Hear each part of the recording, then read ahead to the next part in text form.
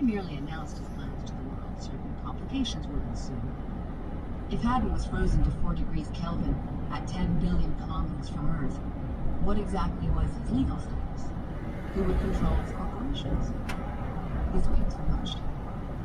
In a minor codicil of the elaborate last will testament, he had left his heirs and assigns a new corporation, skilled in rocket engines and cryogenics, that would eventually be called Immortality Incorporated.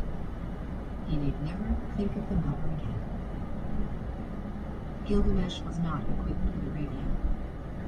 He no longer wished to know what had happened to the 5. He wanted no more news of Earth, nothing cheering, nothing to make him disconsolate, none of the pointless tumult he had known. Only solitude, elevated thoughts, silence. If anything adverse should occur in the next few years, Gilgamesh's cryogenics could be activated by the flip of a switch. Until then, there was a full library of his favorite music, literature, and videotapes. He would not be lonely. He had never really been much for company. Amagishi had considered coming, but ultimately reneged. He would be lost, he said, without staff. And on this journey, there were insufficient inducements, as well as inadequate space for staff. The monotony of the food and the modest scale of the amenities might be daunting to some, but Haddon knew himself to be a man with a great dream. Amenities mattered not at all. For 2 years, this flying sarcophagus would fall into the gravitational potential belt of Jupiter, just outside its radiation belt, be slingshot around the planet, and then flung off into interstellar space. For a day, he would have a view still more spectacular than that out the window of his study on Nicosia. The roiling, multicolored clouds of Jupiter, the largest planet. If it were only a matter of the view, Haddon opted for Saturn and the rings. He preferred the rings, but Saturn was at least 4 years from Earth, and that was, all things considered, taking a chance.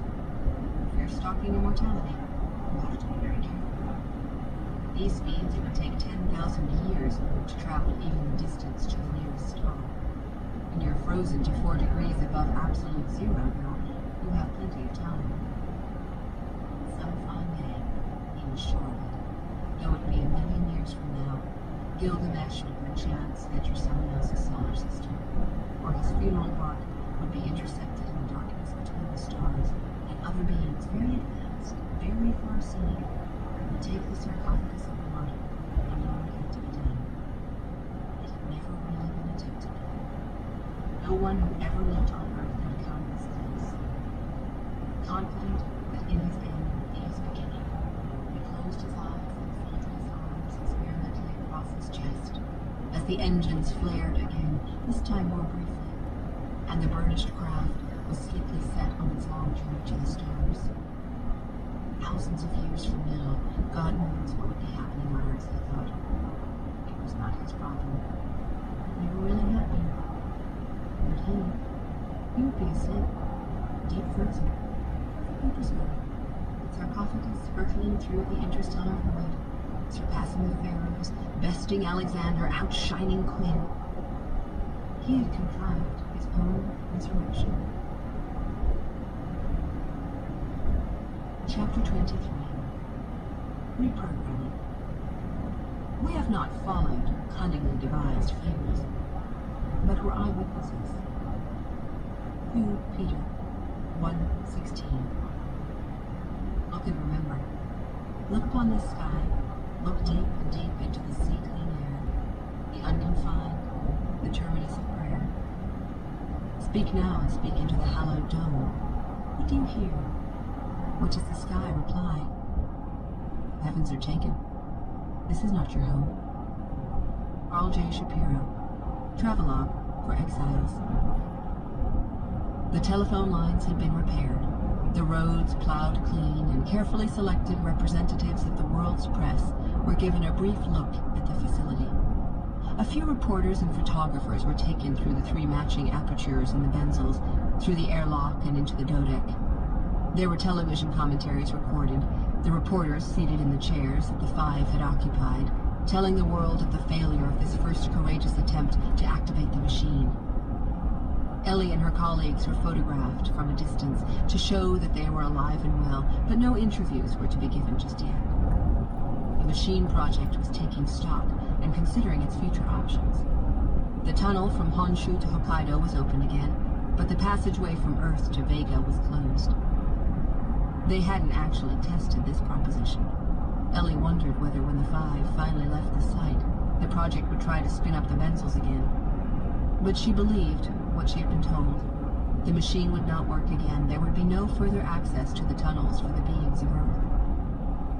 We could make little indentations in space-time as much as we liked. It would do us no good if no one hooked up from the other side. We had been given a glimpse, she thought, and then were left to save ourselves. If we could. In the end, the Five were permitted to talk among themselves. She systematically bade farewell to each.